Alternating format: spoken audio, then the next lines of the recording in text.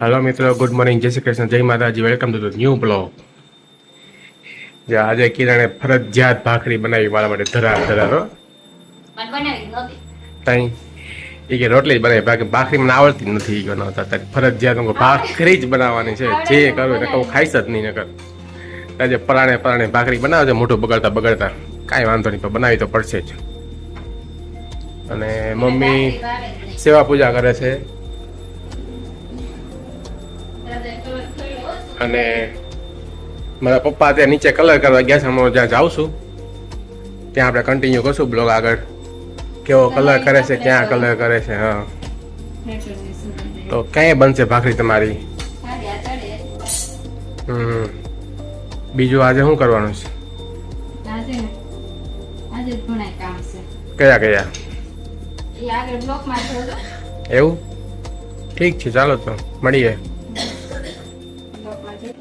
જો મિત્રો, ભાખરી બનવા માંડ્યો ધીરે ધીરે.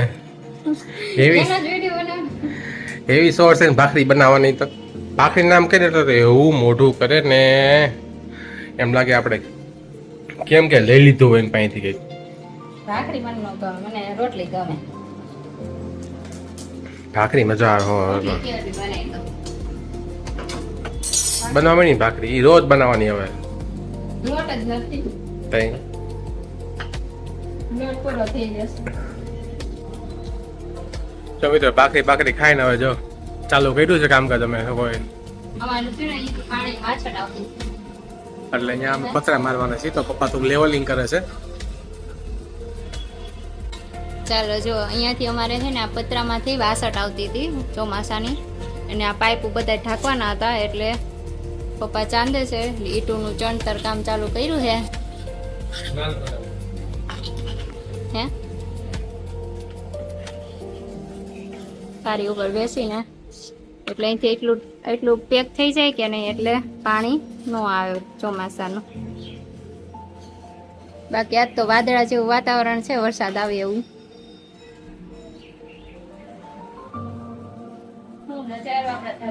જો આ ભંગાર જો કાઢ્યો બધું માંથી બધું કર વેર વિફેર કરી નાખ્યું. આમ તો રોડ ને બધું જો અમારે સામે મંદિરે ચોખ્ખું દેખાય. જો મારે ઝાડવા કાઢ નાખ્યા ને, ઝાડવા હતા બધું જાય, ઝાડવા કાઢ નાખ્યા ને મંદિર બધું મસ્ત દેખવા મળ્યું, ક્લિયર એકદમ.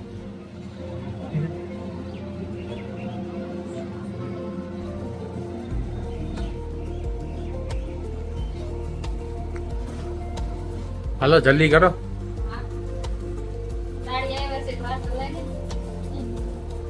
તમે તો ઉભા છો.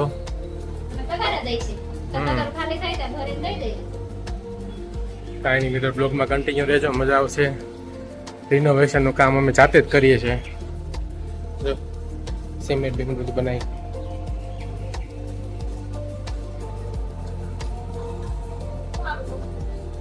આજે જો ગાંઠિયાનો પ્રોગ્રામ છે, વણેલા ગાંઠિયા. તો જો મમ્મી લોટ ચારે છે. આજે જો પહેલી વાર વણેલા ગાંઠિયા બનાવ્યા. ફાફડા તો બહુ વાર બનાવ્યા છે. આજે સ્પેશિયલ વણેલા ગાંઠિયાનો પ્રોગ્રામ છે અત્યારે, અને શીખવા માટે જોઈ કેવા બને છે.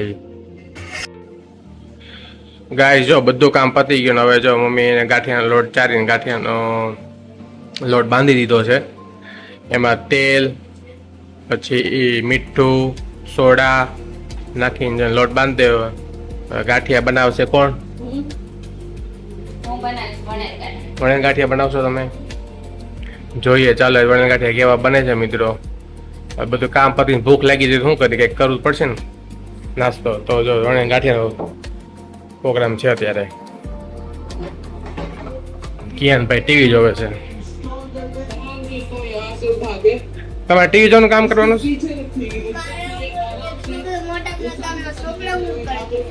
બિચારા છોકરા શું કરે મોટા કામમાંથી? જોવાય શું કરે છે મોટા. ટીવી જોવાનું કામ કરે આખો મિત્રો. ચાલો ચાલ આ ગાંઠિયા તારે બનાવવાના. ચાલ હાલે કંદોય ઉભો થા. હાલે કંદોય ઉભો થા. ચાલો જો, અમારે વણેલા ગાંઠિયા ચાલુ થઈ ગયા છે. જો કેવા ફૂલા.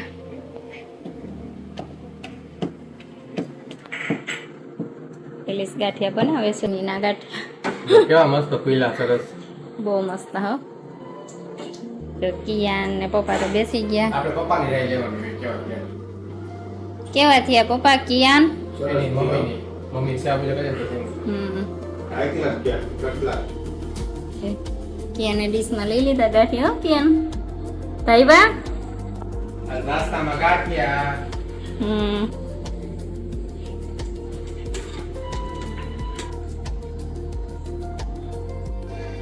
ચાલો બધા ગાંઠિયા ખાવા. જો અમારે ગાંઠિયા બની ગયા છે અને બધાય પતવાય આવ્યા. થોડોક એવો લોટ વધ્યો છે.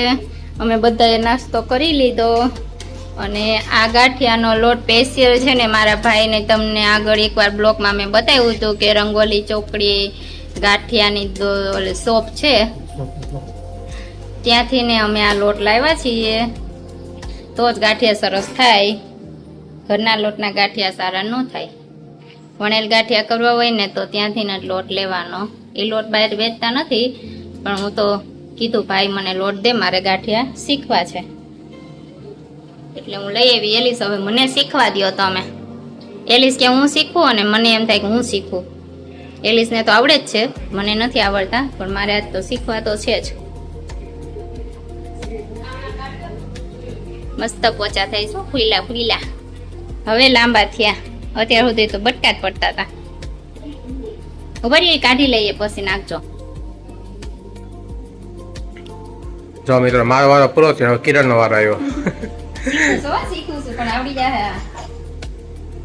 ભલે ને 1 કિલો લોટ બગડતો.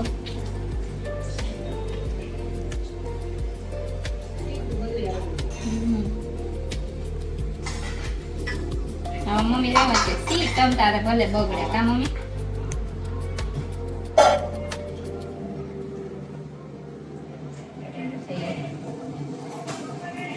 હવે સરસ ના થયા એલિસ તમાર કીધા. આવા દે હવે આમ તો જુઓ તમે એકવાર.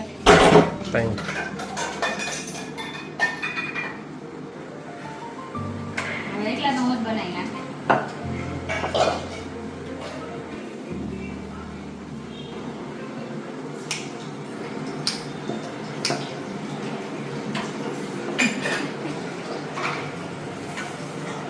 કાઢી લો. લીંગોડી જેવા ગાંઠિયા પડે. કાઢીએ. પોરા પટ્ટા આવા ગાંઠિયા તો ગાંઠિયા કહેવાય જાય.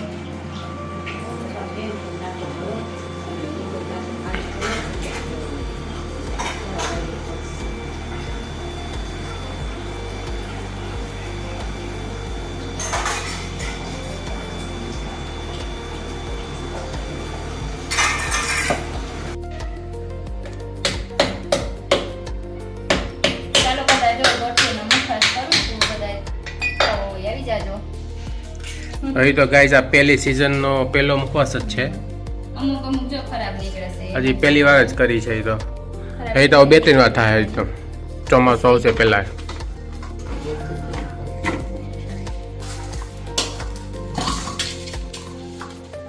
પછી બધું આમાં ભરી દે.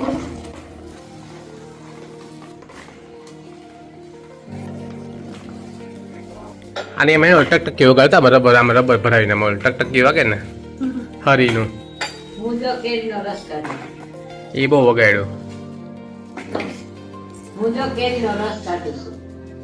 તો સિઝન હોય તો કાઢવો જ પડે ને 10 કેરીનો. લાવો તો મને ચાકુ આપો તો અહીંયા પહેર્યું હતું ચાકુ. નીચે ચાકુ હતું એલિસ. રસ, રોટલી, બટેકાનો સંભારો, મગની દાળનું શાક. હા મજા આવી. હવે ને આને હવે શું કરવાનું?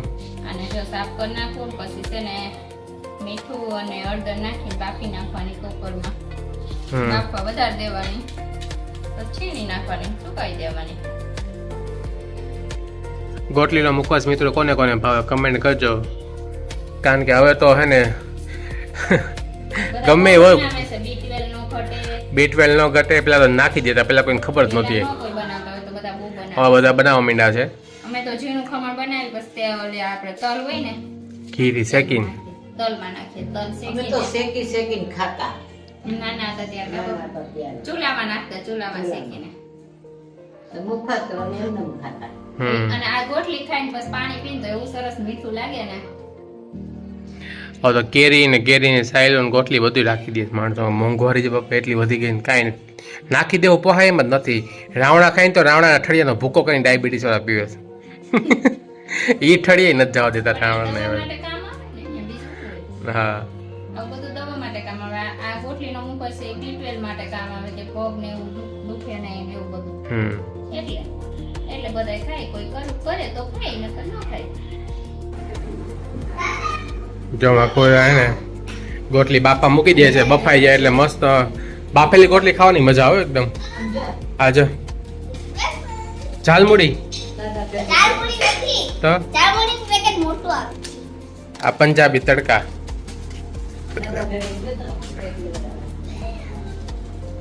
ચણા કુકરમાં આમાં કઈ નાખવાનું કે નહીં? હા, મીઠું નાખવાનું. હા અને હળદર. મીઠું ને હળદર મીઠું અને હળદર નાખી બાફા મૂકવાની. પાણી નાખવાનું કે નહીં? હા, પાણી તો સાચું નાખવાનું. નકર તો બફાઈ નહીં દે. બહુ વાર લાગે બાફતા.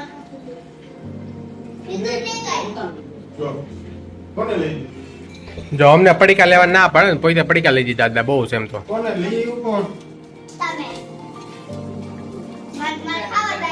એક બોટલ કેમ રાખી દીધી? નથી રાખી, ભૂલી છે. નીકળી જાય છે.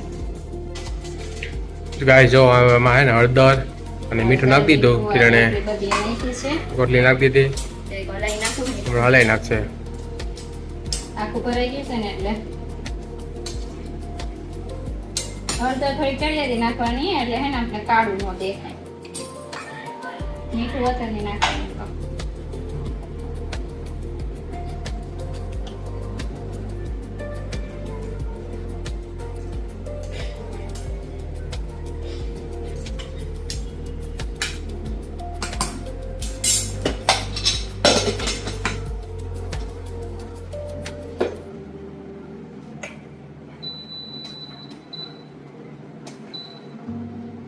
થોડીક વાર ફૂલ રાખો બધી મોકલ નાખવાનું. કેટલી મિનિટ થાય બફાતા? આમાં તો આપણે તો 10-15 મિનિટ રાખવાનું પણ 7 થી 8 તો સીટી થવા જ દેવાની નકર પછી નો બફાય કાચી રહે. 7-8 સીટી થવા દેવાની. તો મિત્રો તમે પણ આવી રીતના જ ગોટલીનો મુખવાસ કરો છો કે નહીં જરા કમેન્ટ કરીને કમેન્ટ બોક્સમાં જણાવજો અમને. અને તમે બીજી કોઈ નવી રીતથી કરતા હો તો એ પણ અમને કહેજો. બરોબર, ચાલો તો અહીં મિત્ર બ્લોગનો આપણે એન્ડ કરીએ. નહીં બફાઈ જાય ને પછી બતાવું. એવું કરવું છે? હા, બફાઈને પછી કેવી રીતના છેણ કરું ને બતાવું તમને. ઓકે મિત્રો ચાલો તો બ્લોગનો એન્ડ નથી કરતા તો આગળ થોડું જોઈ લેજો હવે. બરોબર ગાય જો ગોટલી બફાઈ ગઈ છે. જેટલી હળદર વધારે નાખો ને મિત્રો ગોટલી બાફવામાં એ અસલ પીળો કલર પકડે અને મુખવાસ છે પીળો કાળો થઈ જાય. જો કિરણ કરવા માંડી ખમણવા માંડી જો. અને હાથ નો અડાડાય આમ ખમણી અને એમનામાં હવા થાય ને તો હાવ ઉકાઈ જાય. આ કિરણની ટેકનિક જે ઓડીને છીપડા મૂકી દેતા પેપર ઉઠતું તો હું કરું તો પેપર ભરાઈ જાય ને એટલે બીજું ભરી નોળ બાજુ મૂકી દે તાર ખવા થાય ને તો સુકાઈ જાય. આવા કટકા હે નોખા કાઢ નાખે તલમાં હે ને નો આવે કટકા કોઈ પડી ગયા હોય ને કાઢ નાખવાનું નોખું. કેટલી વાર લાગે છોલતા? કઈ નહીં અગલી છે અહીંયા હું બાદ કાઢે હમણાં છોલાઈ જાય. તો ચાલો મિત્રો તમે પણ ગોટલીનો મુખવાસ કેવી રીતના કરો છો એ પ્રમાણે અમને કમેન્ટ કરજો અને આજનો બ્લોગ અહીંયા એન્ડ કરીએ. જય માતાજી, બાય બાય.